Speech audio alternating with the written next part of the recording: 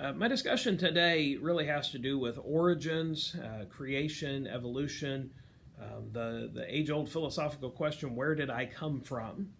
And I think as we consider these questions, these great philosophical questions, what we see is that the United States is no longer the country that she once was.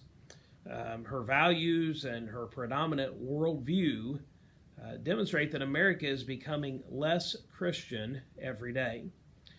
There's some factors that we can see and we can observe, the elimination of prayer, taking away the Bible from public schools, but really that's only the beginning. I think as we discuss this, we see some other things. We see that nativities and the Ten Commandments, we see crosses, they've been progressively removed from public places. And all that means that, in other words, Christianity's influence is slowly being purged from America's national conscience, where we had older generations that grew up in an America that was a very Christianized worldview. Now we have younger generations that are growing up with a worldview that is very unchristianized. And we can see the effects that has. And as Christians, we've got to realize, how are we going to reach that generation? How are we going to share the gospel with them? I want to look particularly at the effect of public schools, also popular culture, but how it affects this view that forms our worldview, our beliefs that form our worldview and who we are and what we stand for. In 1968, the U.S. Supreme Court ruled in the case of Epperson versus Arkansas to allow the teaching of creation while disallowing the teaching of evolution advanced a religion.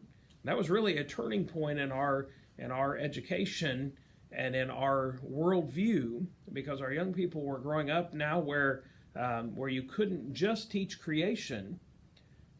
Atheism or evolution had to be taught as well.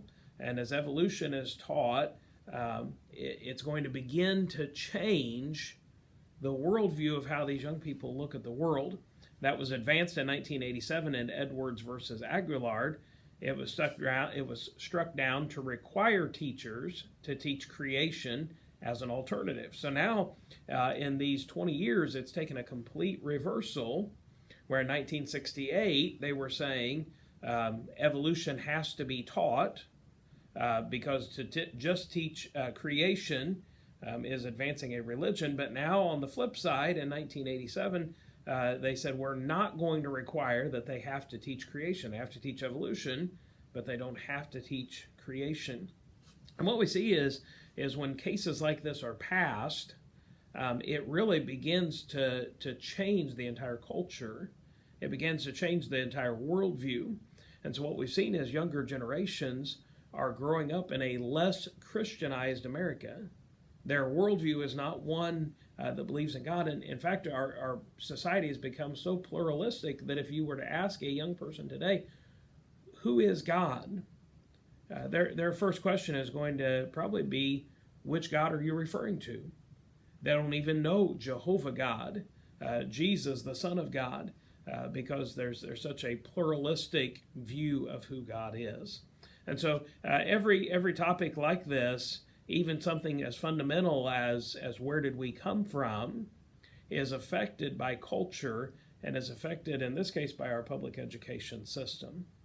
Thank you.